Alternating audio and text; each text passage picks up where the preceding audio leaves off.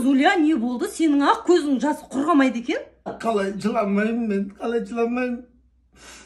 Саған қарасам қызығам, 6 бала шағаң бар. А менде бір перзент жоқ. Ай, мә, қайқа кет. Мә, мен мына көйлегімді алып киіп ал. Не алам мен бұл, не алам көйлек? Ай, қазақтың ырымы бар, көп балалы аналардың көйлегін кисең, көтересің.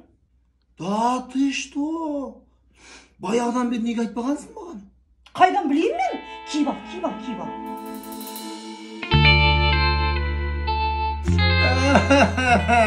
Зуля, қойшы, неменеге жылай бересің, а? Кәл сенің көйлегіңді берсең көтересің деген. 2 жыл болды мынаны киіп жүргеніме. Көтерген жоқпын. Қайтадан наоборот көйлегіңді көтеріп жүрмін сенің. Айтпақшы ше. Мынаны ал да, киіп алып бе. Не бұл? Ай, менің іш киімім ғой. Осы жолы точно көтересің. Точно ма? Иә. Ай, киген нес? Үйіңе барып киесің? А, үйге ма? Иә. Давай. Давай.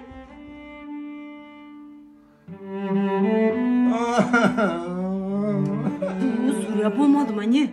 Болмады. Зуля. Сен балалы болсаң ше, мен барымды беререм. Барыңды бермей қойшы маған. Байыңды берші. Байыңды. Не үшін? Енді матадан көтерем ба? Матадан көтерем ба? Матадан көрем ба?